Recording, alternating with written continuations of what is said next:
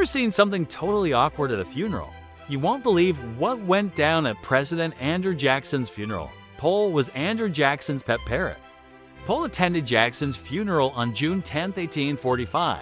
At the funeral, everyone was shocked to hear Pole cursing loudly, totally disrupting the ceremony and upsetting Andrew Jackson's family.